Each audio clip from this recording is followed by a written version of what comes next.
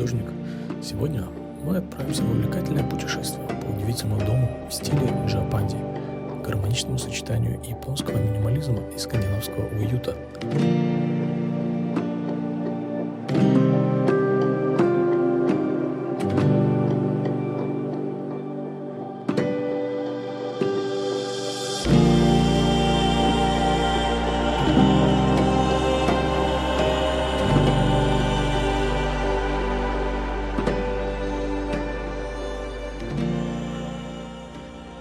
Вот мы и внутри. Обрати внимание на светлую палитру, использование натуральных материалов. Это основа в стиле Джапанди. Меньше значит больше. Или, как я люблю говорить, меньше вещей, больше места для пыли. Низкие столики и диван создают атмосферу непринужденности, а зелень растений добавляет жизни и свежести. В углу были установлены стеклянные блоки, чтобы впустить немного естественного света в душевую.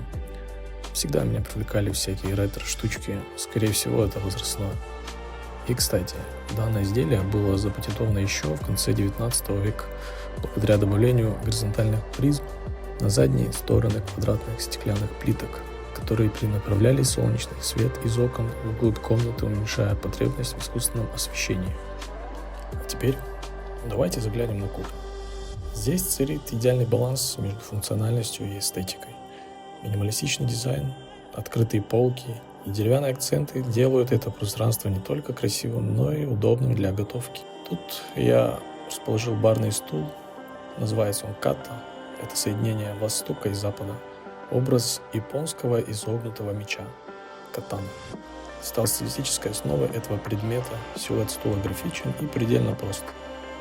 Спальня – это оазис спокойствия, светлые тона, мягкие текстуры и минималистичная мебель создают идеальную атмосферу для отдыха.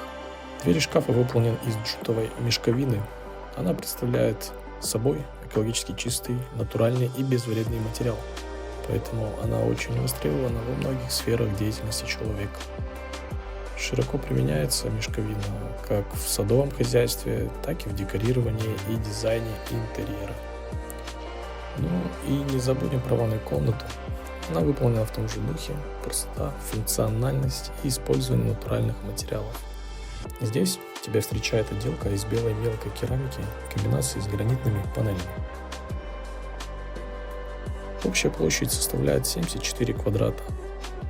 Это один из моих творческих проектов, реализованных в виде 3D-визуализации. Было бы интересно узнать твое мнение и критику, так как совершенству нет предела. Вот такой дом в стиле Джапанди. Это не просто жилье, а настоящая философия жизни, основанная на гармонии и простоте. Если тебе понравился этот обзор, ставь лайк, подпишись и делись своими впечатлениями в комментариях. До новых встреч, художник!